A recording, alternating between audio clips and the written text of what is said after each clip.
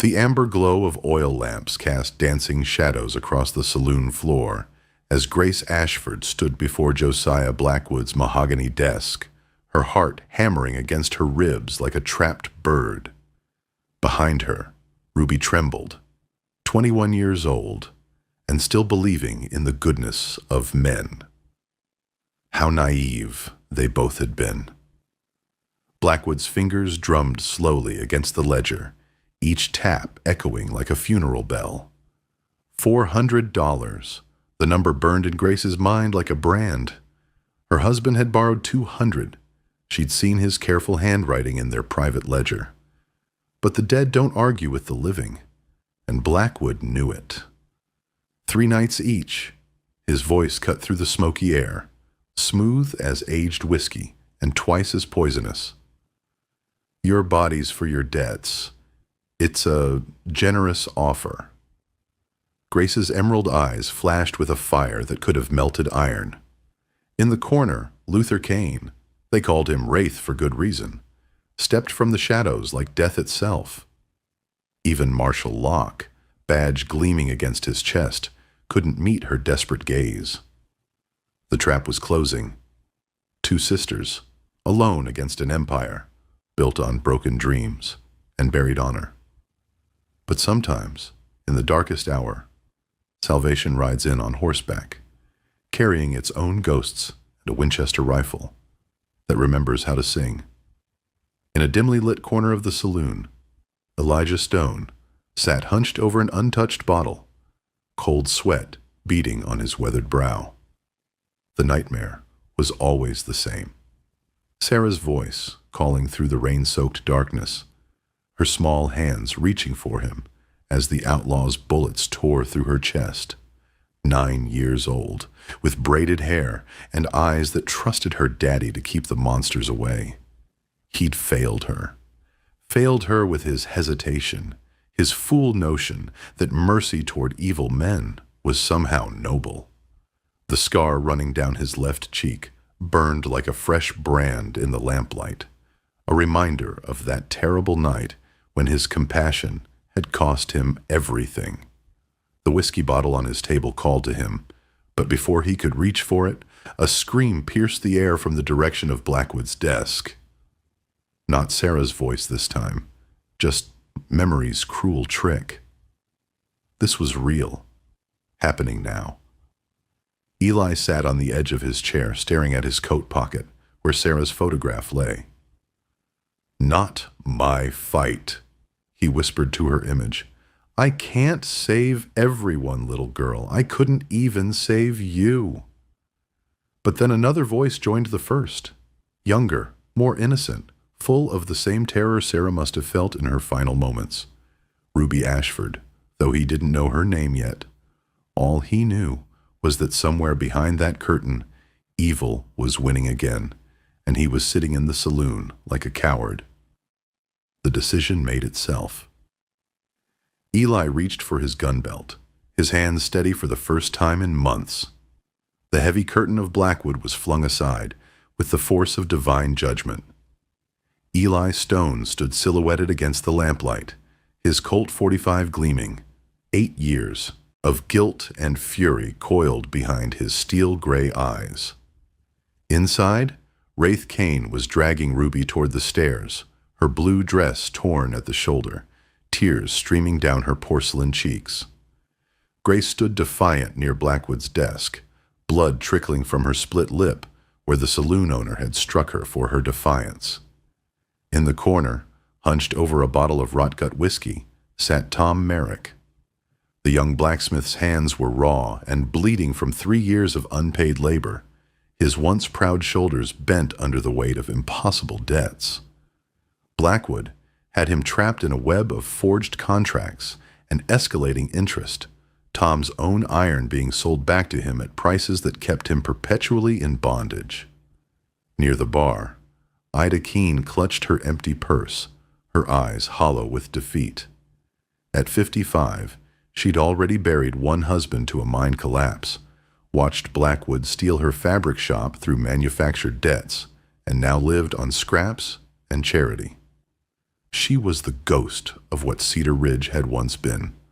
Honest, hard-working, free. Let them go. Eli's voice carried the authority of a man who'd commanded cavalry charges and faced down Apache war parties. Blackwood looked up from his ledger, his smile sharp as a scalping knife. Stone, you're drunk. Go home. Sober as Sunday morning. And I said let them go.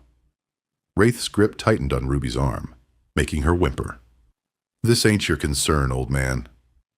Eli's hand drifted to his gun. Everything that happens in this town is my concern. Now take your hands off that girl before I remove them permanently.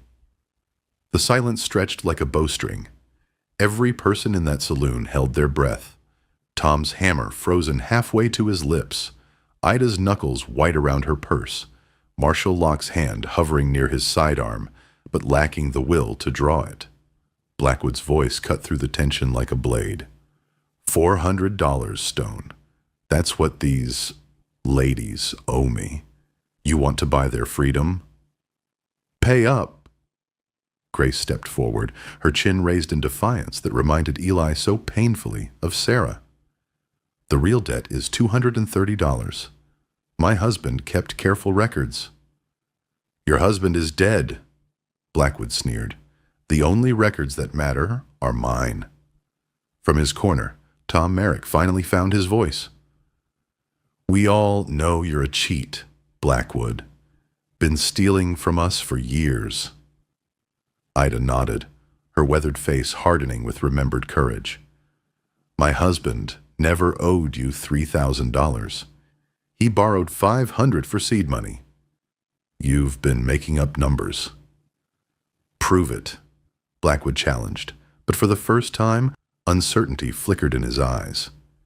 Eli stepped deeper into the saloon, his presence filling the room like a gathering storm. I don't need to prove anything. I'm taking these women out of here. Anyone who wants to stop me can try. Wraith released Ruby and reached for his Colt, but Eli was already moving. 8 years of guilt hadn't slowed his draw. If anything, it had sharpened it. His gun cleared leather with the whisper of oiled death, the barrel centering on Wraith's chest before the hired killer could blink. Your choice, Eli said softly. Back down, or meet your maker. For a heartbeat, violence trembled in the air like heat lightning. Then Blackwood raised his hand, and Wraith stepped back, his face twisted with frustrated rage. Take them, Blackwood said, but his smile promised retribution. But debts don't die, Stone. They grow, like cancer, like guilt. And I know all about your guilt. Eli didn't flinch at the barb. He'd lived with his failures long enough to armor himself against their sting. Grace, Ruby, we're leaving. As they moved toward the door, Ida Keene rose from her table. Maybe it's time some of us remembered what courage looks like. Tom Merrick nodded, setting down his bottle. Been too long since anyone stood up to him. The seed was planted. The first crack appeared in Blackwood's empire of fear. The ride to Eli's ranch passed in tense silence, broken only by the rhythm of hooves against hard-packed earth and Ruby's quiet sobs. Grace rode behind Eli on his black stallion, her arms wrapped around his lean waist, feeling the steady strength of a man who'd seen hell and somehow kept walking. His cabin sat in a valley carved from dreams and defended by solitude. Modest but solid, built by hands that understood the value of permanence. Grace noticed the details that spoke of a careful man. The vegetable garden maintained with military precision, the horse stalls constructed to last generations, the small shrine by the east window holding a child's photograph and wilted flowers. Sarah, Eli said simply, catching her gaze. My daughter. 9 years old when I failed to protect her. He didn't elaborate, but Grace could read the story in the lines around his gray eyes, in the careful way he avoided looking directly at Ruby's young face. Some wounds never heal. They just learn to bleed quieter. That first night, Eli taught them the fundamentals of survival. Grace proved a quick study with the Winchester, her hands steady once she learned to trust the weapon's weight. Ruby surprised them both with her aptitude for loading cartridges and checking firing mechanisms, her seamstress fingers proving nimble with the delicate work. "I won't have you helpless again," Eli said, as Grace sent her fifth shot through the center of a makeshift target. "Blackwood won't give up easy." "Good," Grace replied, working the rifle's lever with growing confidence. "Neither will we."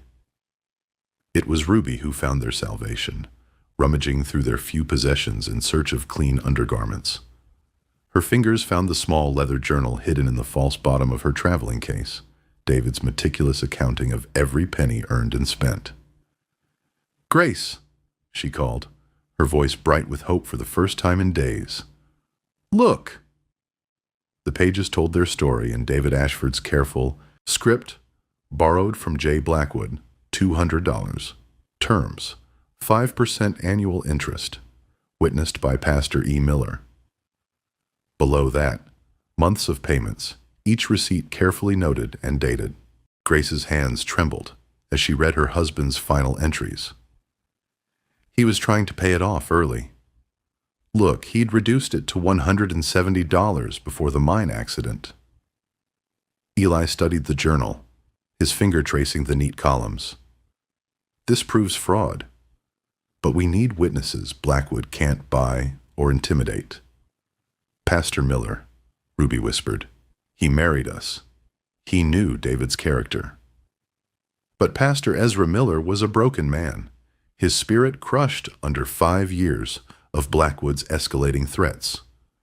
When they found him in his empty church the next morning, he was polishing the brass cross above his altar with obsessive repetition, his hands shaking like autumn leaves. "I can't," he whispered without looking up. "I won't. He'll burn the church, scatter my congregation, destroy everything I've built here."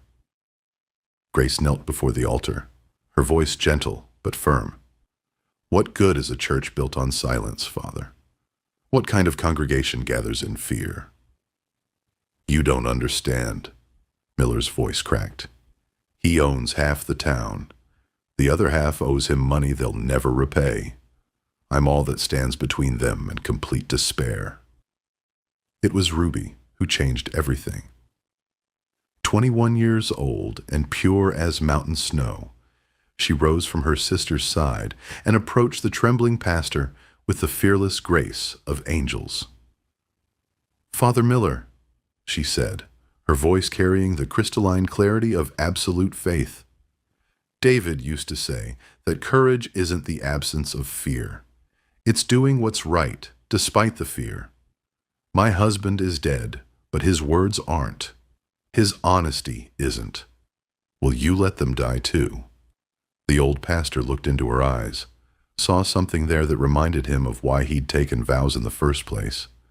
When he finally nodded, tears streaming down his weathered cheeks, Grace felt something she hadn't experienced since her husband's death, the possibility of justice.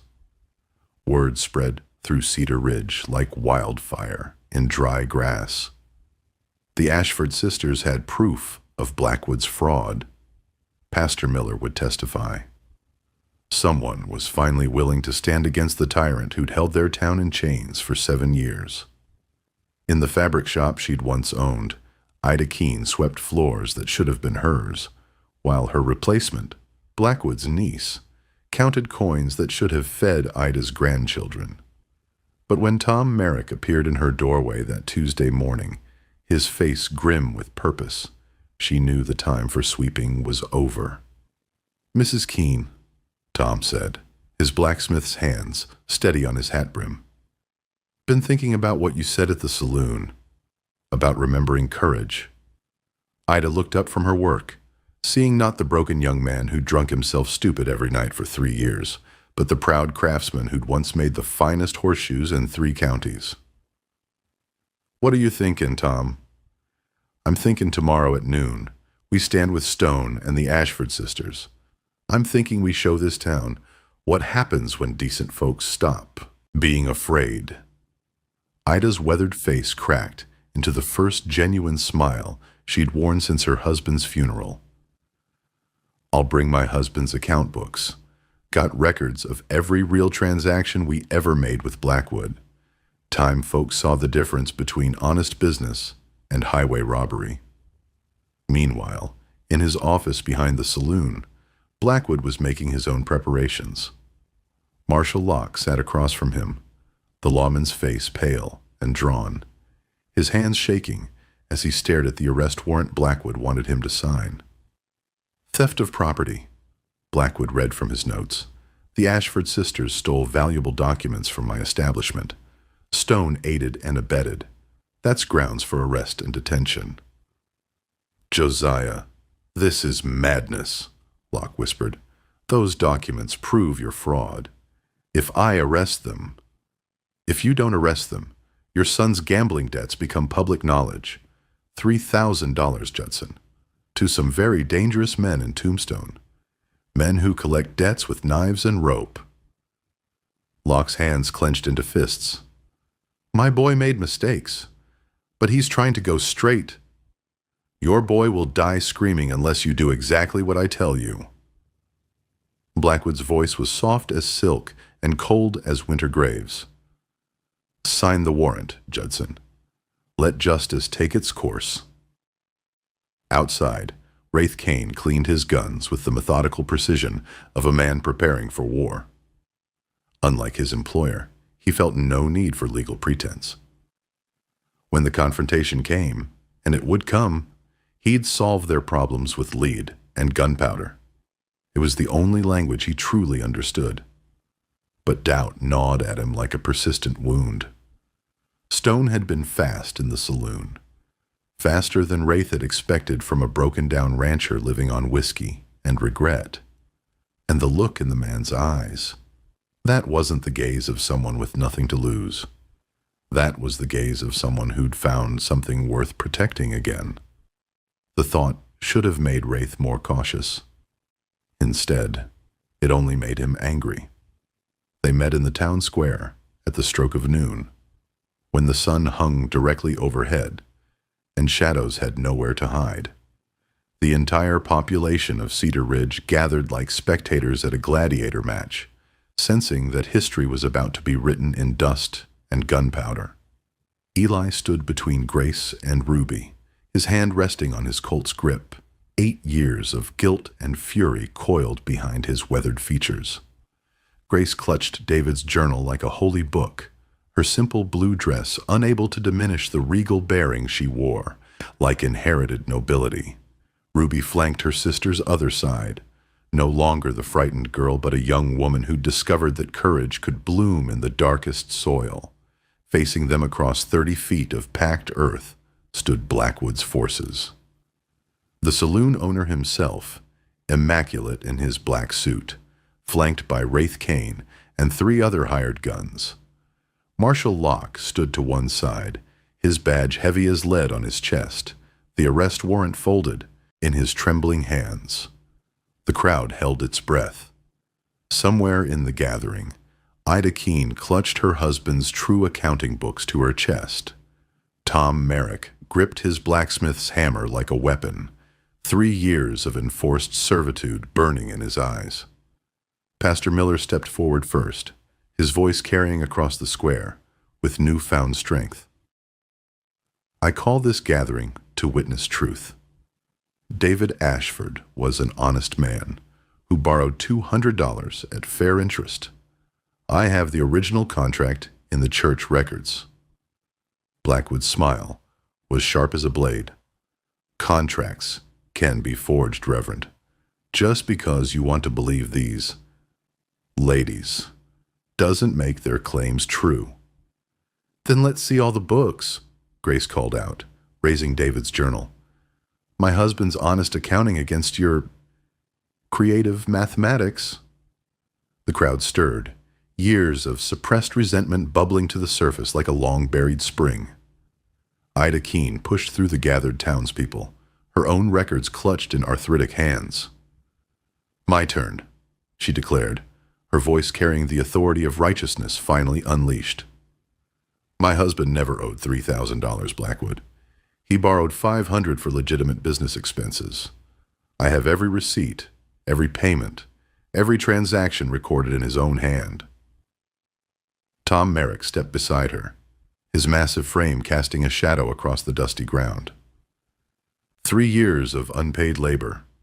You claimed I owed for iron and coal, but I've got records showing I bought my materials from Denver suppliers.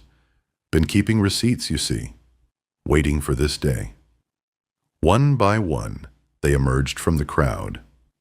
The baker, whose shop Blackwood had seized for unpaid taxes that had already been settled with the territorial government. The carpenter forced to work for free on Blackwood's mansion because of a fabricated lumber debt. The school teacher, whose salary had been garnished for years to pay interest on books that had been donated by the church. Each voice added to the chorus of accusation. Each story revealed another layer of systematic fraud. The empire of lies Blackwood had constructed over 7 years began to crumble like a house built on sand. "Enough!" Blackwood's composure finally shattered. He drew his pearl-handled revolver with the desperate fury of a cornered animal. "I don't care about your papers, your records, your pathetic attempts at rebellion. I own this town. I own all of you." The gun swung toward Grace, murder blazing in his eyes. But Eli was already moving, 8 years of cavalry training and guilt-fueled desperation driving him forward. His Colt cleared leather with deadly precision.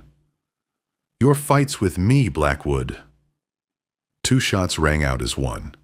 Blackwood's went wide, panic destroying his aim. Eli's found its mark, not killing, but wounding, the bullet taking Blackwood in the shoulder and spinning him to the ground.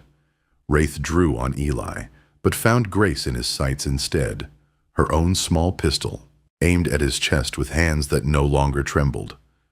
The irony wasn't lost on the professional killer.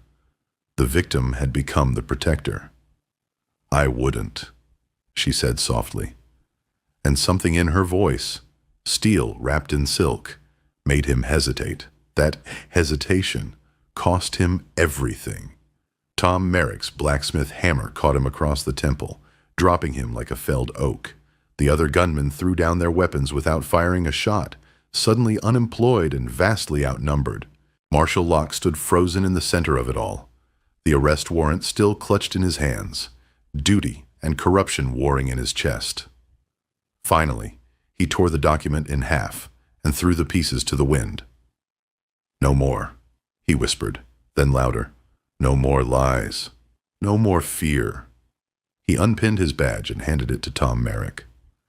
"Find someone worthy to wear this. I'm not that man anymore." The aftermath unfolded like sunrise after the longest night. Blackwood lay in the dust, his wounded shoulder seeping blood into the earth, his empire of corruption collapsing around him like a house of cards in a windstorm. For the first time in 7 years, he looked like what he'd always been beneath the polish and power. A broken man who'd let grief twist him into something monstrous. His wife's death had created a wound that festered instead of healing, poisoning everything it touched. Grace knelt beside him in the dust, her hand gentle on his uninjured shoulder. "She wouldn't have wanted this," she said softly. "Your wife. She wouldn't have wanted you to become the thing you hated." Blackwood's eyes filled with tears that cut tracks through the grime on his face. "I couldn't save her. The doctor, he wanted money up front. I didn't have enough, and she died while I was counting coins.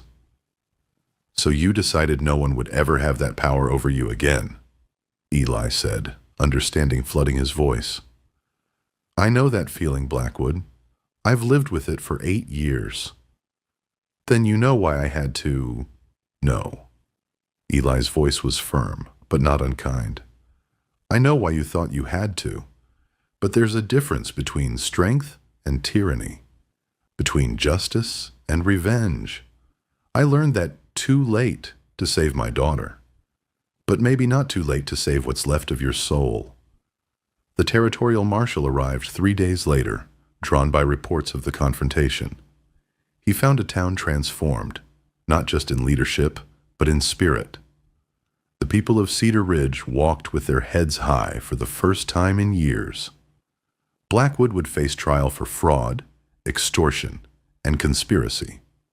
His stolen properties were returned to their rightful owners. His forged contracts were declared null and void. Justice, real and impartial, finally came to Cedar Ridge. But it wasn't the clean, simple justice of dime novels. Blackwood's crimes had left scars that would take years to heal. Families remained broken. Dreams stayed shattered. Trust had to be rebuilt one careful step at a time. Ida Keene reopened her fabric shop, but the years of poverty had aged her beyond her 55 years. She moved slowly, her arthritis a constant reminder of nights spent sleeping in winter cold because she couldn't afford coal. Tom Merrick accepted the marshal's badge with reluctant honor. The town needed law, and he was the only man both honest and strong enough to enforce it. But the weight of authority sat uneasily on shoulders, more accustomed to swinging a hammer than wielding judgment. Pastor Miller's congregation swelled with people rediscovering faith, not just in God, but in each other, in the possibility that good could triumph over evil if enough people were willing to stand up and be counted. 6 months after the confrontation that changed everything, Eli Stone knelt at his daughter's grave while Grace and Ruby stood respectfully behind him.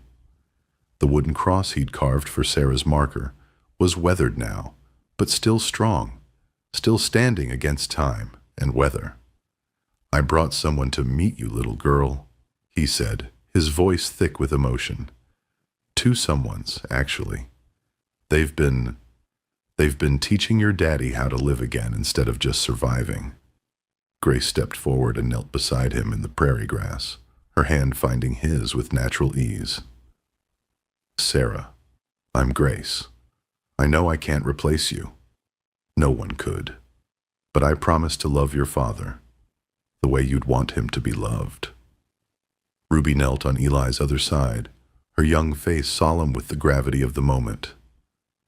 "And I'm Ruby. I never had a father, Sarah. Mine died when I was little. But if it's all right with you, I'd like to borrow yours sometimes. He's teaching me to shoot and to be brave." Eli's throat closed with unshed tears. For 8 years, this grave had been a shrine to his failure, a monument to everything he'd lost. But somehow, in the presence of these two remarkable women, it had become something else, a bridge between past and future, a blessing instead of a curse. "She'd like you both," he finally managed. "Sarah always said our family was too small. Looks like she's still finding ways to fix that." The wind picked up, rustling through the cottonwoods that bordered the small cemetery. In its whisper, Eli could almost hear Sarah's laughter. Not mournful now, but approving. His little girl was at peace, and for the first time since her death, so was he. They rode back to the ranch as the sun painted the western sky in shades of gold and crimson. The house that had been Eli's hermitage was now a home, filled with the sounds of living. Grace humming as she prepared supper. Ruby practicing her letters at the kitchen table. The easy conversation of people who'd found their place in the world. "Will you marry me?" Eli asked Grace as they sat on the porch that evening, watching the stars emerge in the vast desert sky. Grace was quiet for a long moment, her head resting against his shoulder. "Are you asking because you think you should, or because you can't imagine living without me?"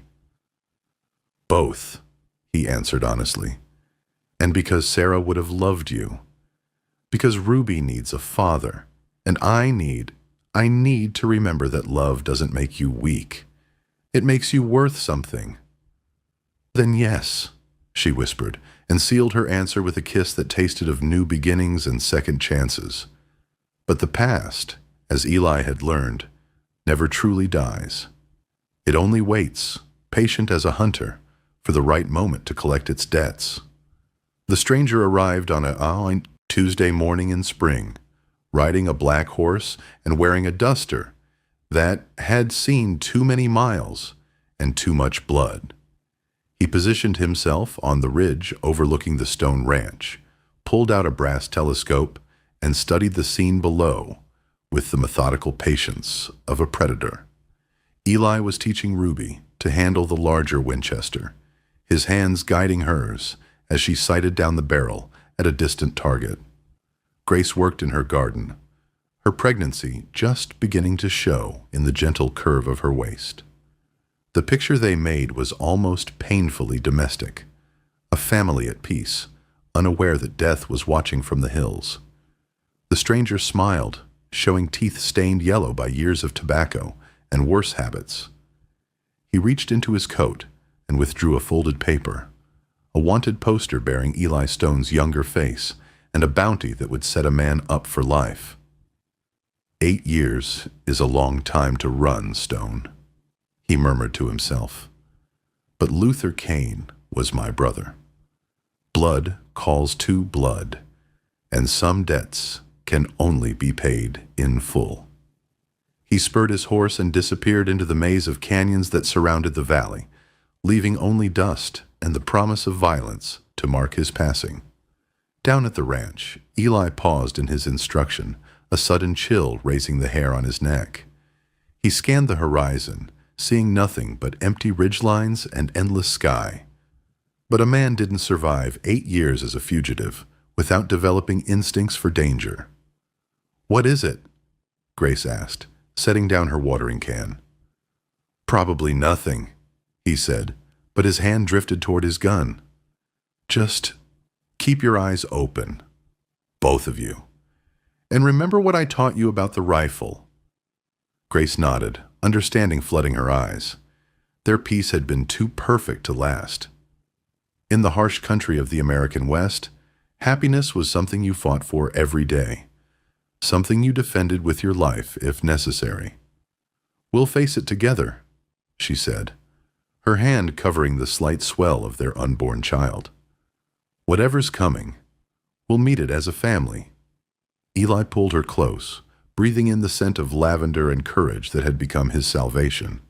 Above them, a red-tailed hawk circled in the thermals, its cry carrying across the valley like a warning. The storm was coming, but this time Elijah Stone wouldn't face it alone. The American West was never really about cowboys and Indians, about gold rushes and cattle drives. It was about the eternal human struggle between civilization and chaos, between fear and courage, between the easy path of surrender and the harder road of doing what's right. Some stories end with sunset rides into happily ever after. Others end with the promise that whatever darkness comes next, we'll face it with our heads held high and our hearts full of grace. Where's your untamed frontier? What battles are you fighting in the wild country of your own heart? Share your story in the comments below. Don't forget to subscribe for more tales from the place where legend meets truth, where ordinary people discover they're capable of extraordinary things, and where love conquers all, even in the loneliest corners of the human experience.